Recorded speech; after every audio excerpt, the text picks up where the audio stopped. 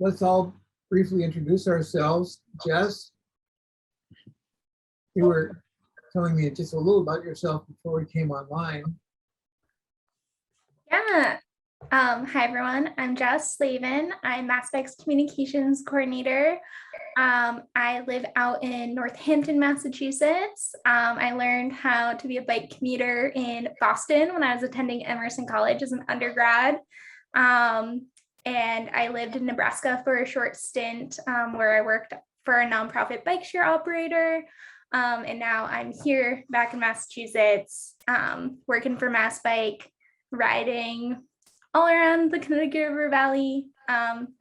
And I really love mountain biking and riding on dirt, as well as my general transportation bicycling. Thank you.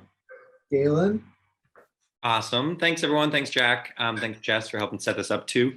My name is Galen Mook. I'm the executive director of MassBike, the Massachusetts Bicycle Coalition. We do the statewide advocacy here in Massachusetts, which means we tackle the legislation and the policies and the funding and all the rest of the bigger picture stuff. But I really enjoy getting down to the local level, coming down to these events, and I'm talking about everybody's individual ride. So I'm very excited to be partnering with Jack on this. And as Jack mentioned, this month is the September Bay State Bike Month. It's the month that we've chosen this year to definitely celebrate. So there's over 75 events happening in communities across Massachusetts. And so if you are interested in checking out not just this event, but any other event going on around the state, we'll throw a link in the chat. We have a calendar of events on our baystatebikemonth.org website. And maybe you want to add something to it. If you have an event that we don't have on our calendar, please put it on there so we can spread the word about it. And then also I'll mention that Jack and I are not twins in planning, but we are both wearing our Bay State Bike Month t-shirts. And this is our theme. It's called Rolling Together Again. And for those of you who are out there, rolling together again, hopefully we've spent some time apart trying to be safe during the pandemic. And I think we've learned that now is a very good time to get out safely, but to roll out with our friends in our community again. So thanks, Jack, for inspiring this event and bringing us on. It was my pleasure. Tell us how old MassBike is and how many members you have. Oh, great. Yeah, great question. So MassBike, as the statewide organization, has been around since 1977. One more time, 77. So we're just over 42 years old.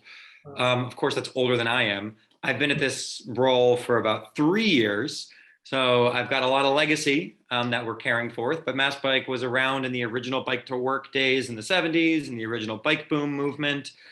Pursued it during the biking movement in the 90s. It was originally called the Boston Area Bicycling Coalition, and then it grew to become a statewide purview. And I believe we'll definitely, be around for another 42 years, Lord willing. But ideally, the goal of MassBike is bike advocacy. But I would really love to put ourselves out of a job so that we won't need to advocate for every bike lane in every city and town again, and it just happens. But until that day, we are happy to be carrying the torch and sharing the resources that we can pull statewide to bring better biking to where you ride. Yay. Yeah, that's really funny you mentioned that about putting ourselves out of business, because one of my reviewers said he really liked the book, but he didn't like was the fact that there are people still getting killed riding their bikes. So it's something we have to work for. And I know you have a couple of bills at HR bills in the Massachusetts legislature to address these issues. And I am foursquare with working on all that stuff with you, because that's what inspired me to write this book in the first place. So we have a short video, a 7-minute long video we'd like to show you that is basically 5 questions for me about why I wrote this book and why and how MassBike and I are working together to improve bicycle safety and to make the roads around Massachusetts a little bit healthier and safer for us to ride our bikes. So there we go.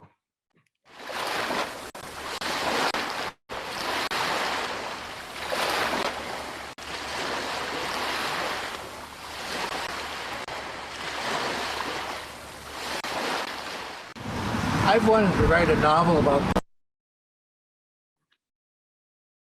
bicycling for a long time. I've been an avid cyclist for over 30 years, and I love it. I've written some articles, but I really wanted to write a story about cycling. So along about 2011, there was a new thing coming into bicycling called the city bike. And with it, a lot more people were being hit by cars and trucks while they were riding their bicycles. So I decided to pursue that as the main theme in my book. Now, the picture that you see on your screen is a white bike. That was the result of this movement to try to reduce bicycle accidents and to make bicycling safer for bicycle riders. And this particular white bike that you're seeing is on the Minuteman Bike Trail, not too far from where I live, where a man in his 60s was struck and killed by another cyclist and killed. This kind of thing that we have to pay more attention to.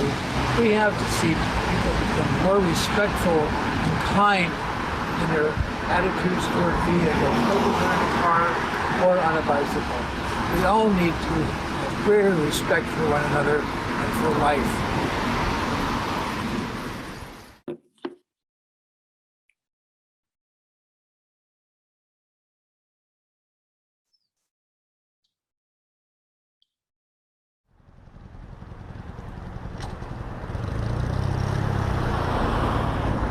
I'm standing on a busy street in Lexington, Massachusetts, and as you can see from this sign, this is a very narrow path for a bicycle to ride in, and dangerous with the granite curb and the cars buzzing by on the other side.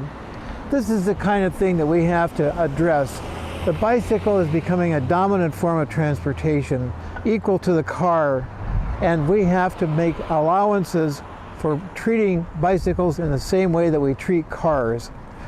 I think Mass Bike is leading this in the state of Massachusetts with a number of programs for bicycle safety, of which I am helping and working with them. Our model is the town of Portland, Oregon, which has gone to great lengths to accommodate bicycle travel and has been named by Bicycling Magazine a platinum city for what it's done. That's the direction that we need to move in.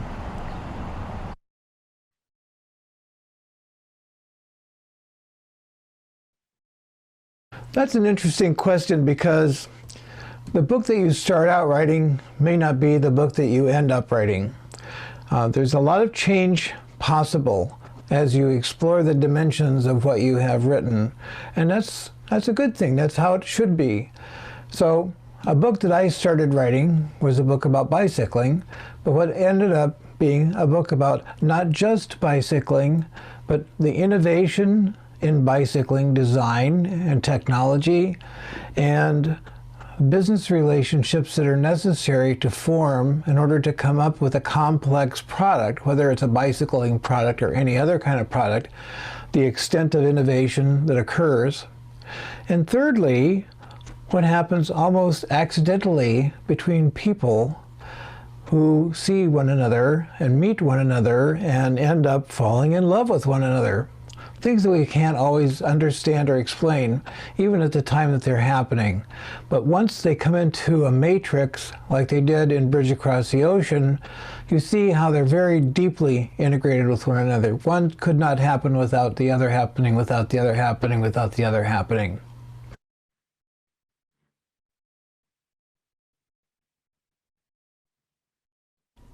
In 2011, I started working on a novel entitled Shift, a novel about bicycling, because I felt we could use a new novel about bicycling in the world. And then about a year later, a friend of mine was killed when he was run over on his bicycle by a dump truck. The driver went completely scot-free from this incident, and I was quite upset about it and decided that I was going to change the focus of my book to bicycling accidents, and I renamed it White Bike because a white bike is a symbol of where a bicyclist was killed.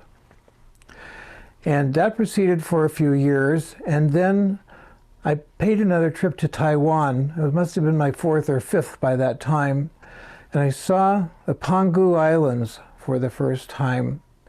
And between two of the islands, there is a bridge that is called the Bridge Across the Ocean because it crosses the South China Sea, or the Strait of Taiwan if you prefer. And it became a symbol for me of what my bike book was really about, which was about a synergy between people and between cultures. And so I renamed the book Bridge Across the Ocean.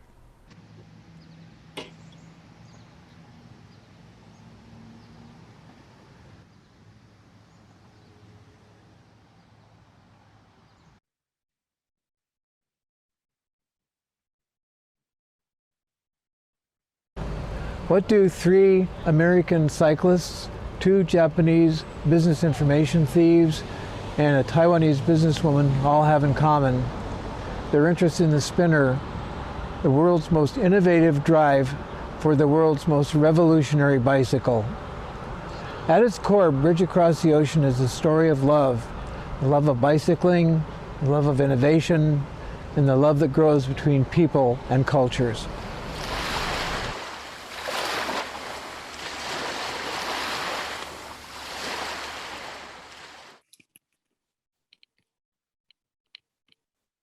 Okay, there you have it. There you have it. Thank you, Jack. All right. So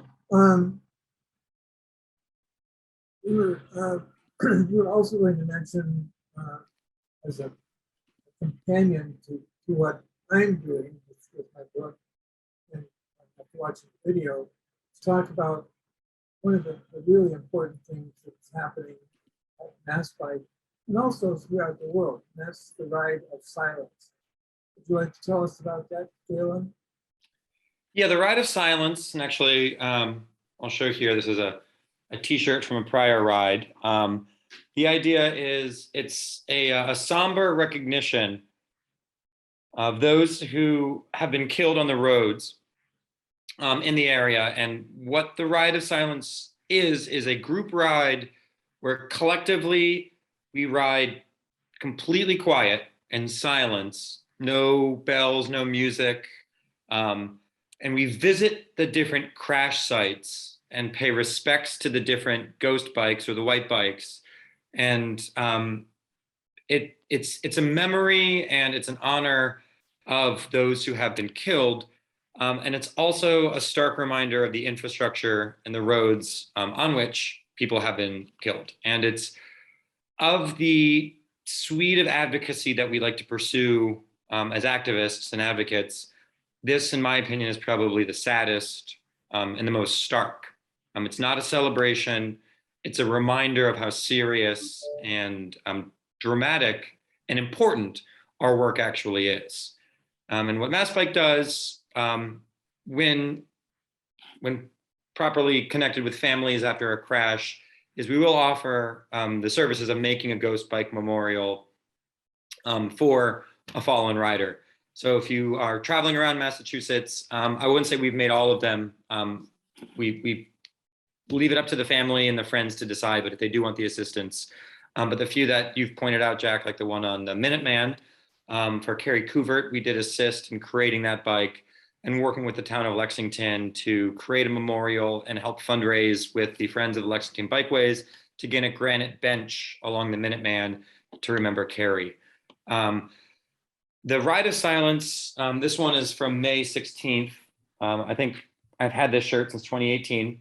It's an annual event, although this past 2 years it's been online, and usually it's been in May. And this also dovetails with an event that we host in November called the World Day of Remembrance. And the World Day of Remembrance honors those who are vulnerable victims of road, we call it traffic violence, people on foot, people on bike, and all people in cars who have been killed in the Commonwealth. And typically in the past, we've actually gone in front of the State House and we read aloud the names of those who were killed. And it takes hours sometimes to go through that list of names. Usually we pair it with some of the legislative work we're pursuing. 2 years ago, when we did the World Day of Remembrance, we paired it with a very strong push to get our hands-free cell phone bill through the legislation. And with the pressure that we were able to apply from the activists, the family members, we invited the district attorneys, we invited the secretaries of transportation, legislators, the mayors.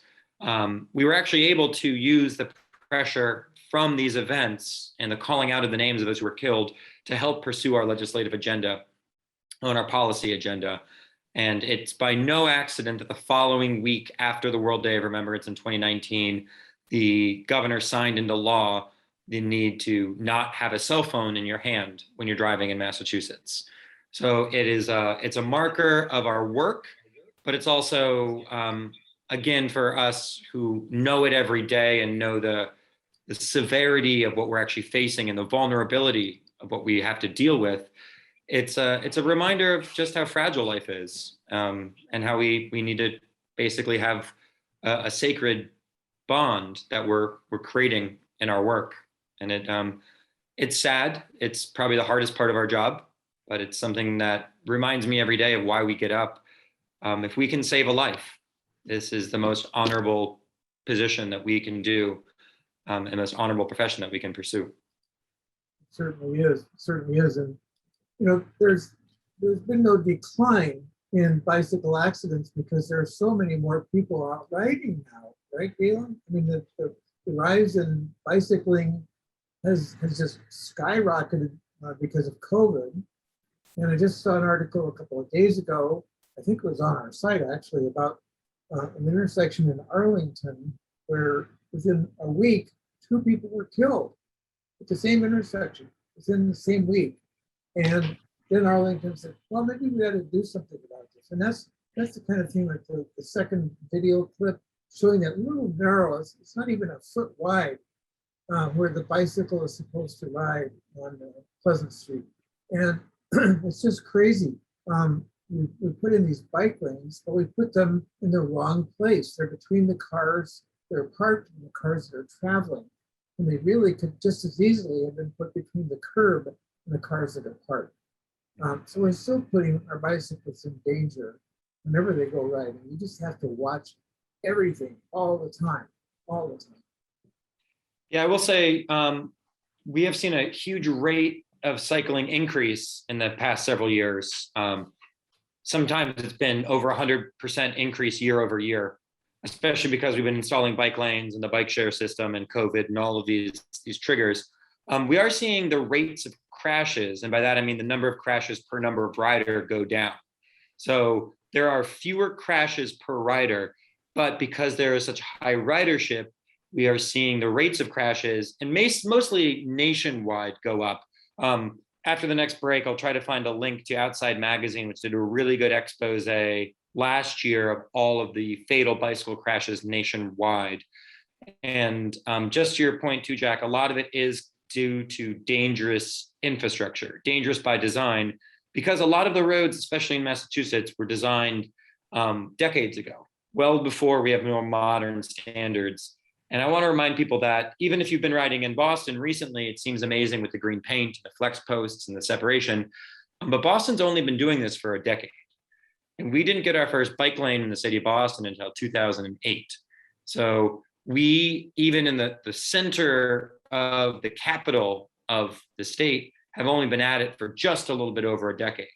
And we have a lot of catching up to do around. And the crash you're referring to in Arlington, it wasn't 2 fatalities, it was a fatal crash, which was awful. And then about 4.5 weeks later, it was another incredibly severe crash, which was a near miss to a fatal crash. And luckily the gentleman did survive, but woke up in the hospital days later and is still recovering, and it's awful. And the town of Arlington is actually undergoing a process now to re-look at that in intersection, but they're not willing to take the bold steps to create separated bike infrastructure yet. What the town is actually recommending is still to put in a shared lane marking at that intersection. So even with the marker of this crash happened and then another crash happened and then even more crashes will happen, we still have a ways to go until towns and cities are stepping up and making the hard decisions to actually redesign arguably infrastructure that was built. Some of it was built in the 20s and just been redone and repaved since then. So with that, I'll show this clip from Taiwan, which is also it's an interesting. Let me see if I can find it. Are you seeing my Taiwanese screen here? Yes, we've got it. We've got it. Let me make this big. Now watch from the right-hand side as the girl rides her bike in the bike lane across the street. Wow. Thank God she's still standing up.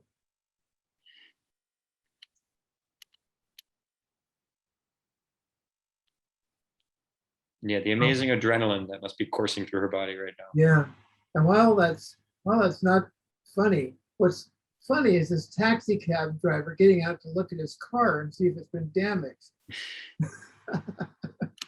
Yeah, it really shows where people put their priorities, doesn't it? Right. But I have bicycled on several occasions extensively in Taiwan, and it is an absolutely glorious place to bicycle because bicycle lanes, the bicycle travel is integrated into their streets and sidewalks so much more thoroughly than it is here.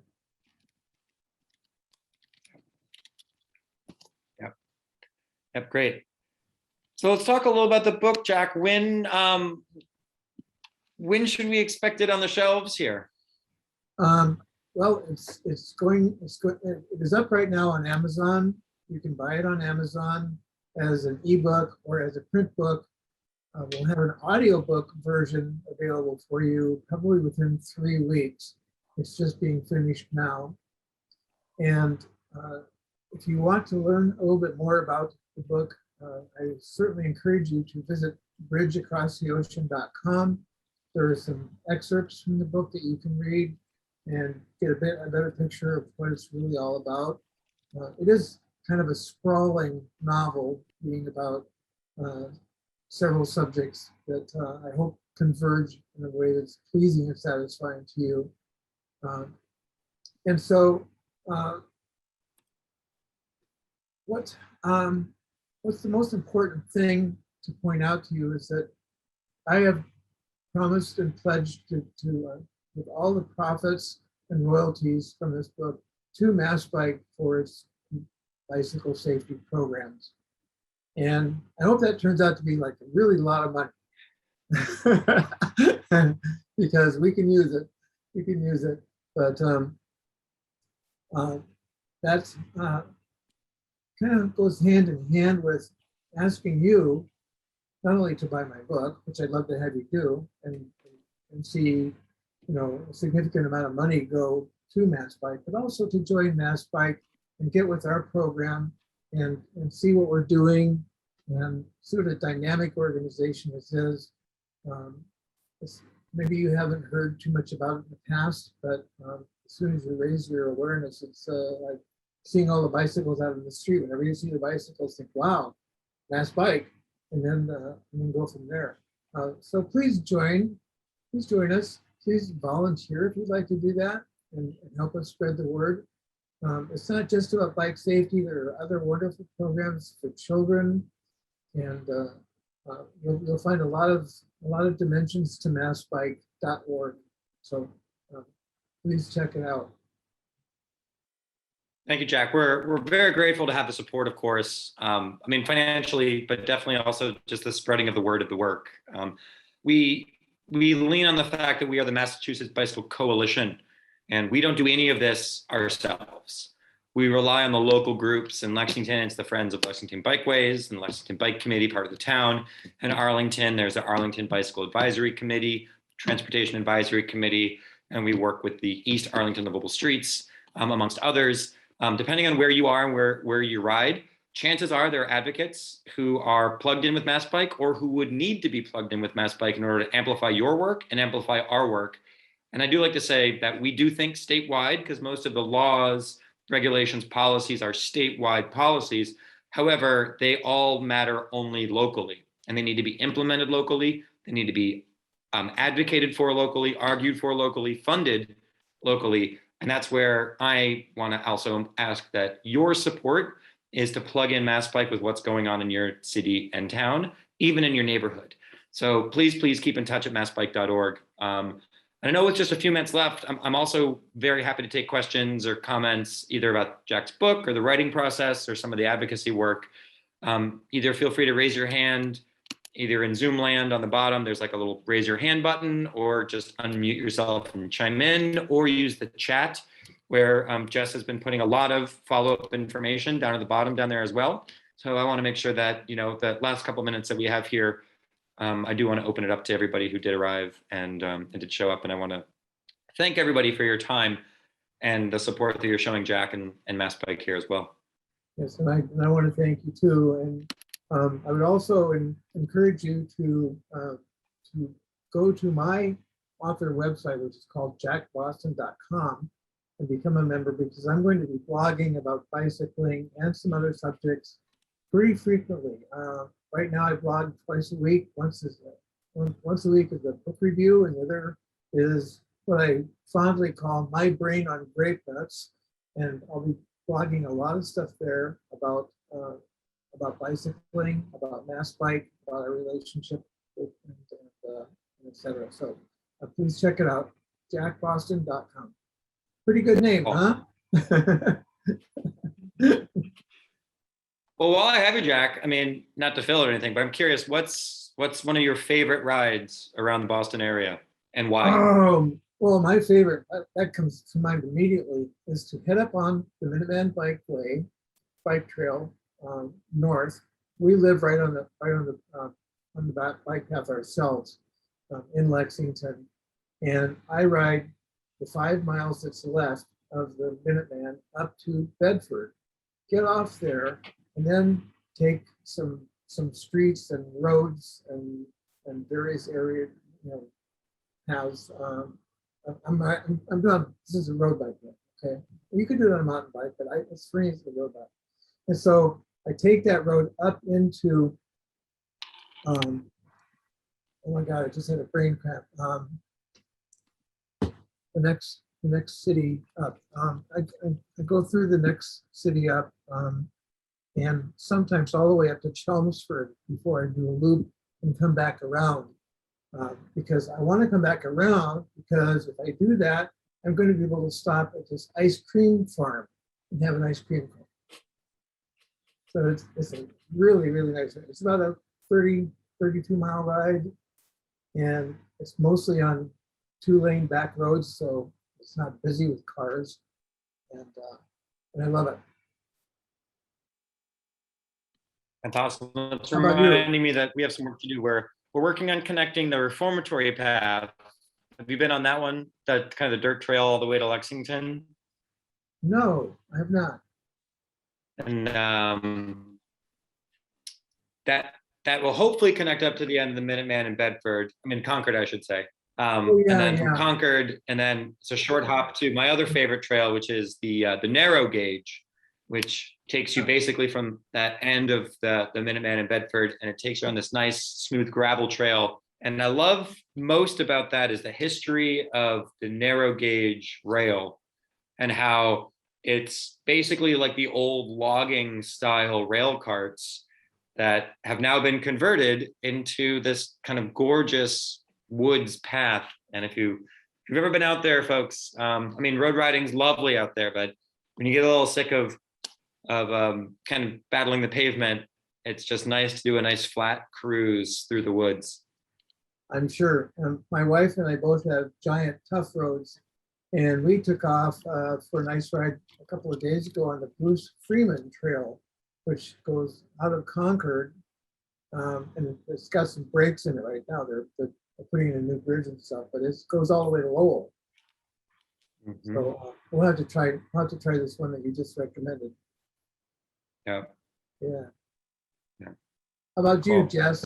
So yeah, it's I think the point of the scariness of the road and the reality of the traffic danger, that's something that we're working on. We have one bill called an Act to Reduce Traffic Fatalities, which would it's a suite of safety policies, including side guards on trucks, 3-foot passing on roadways, standardized crash reporting so we can track all of this stuff, convex mirrors on trucks, and a few others.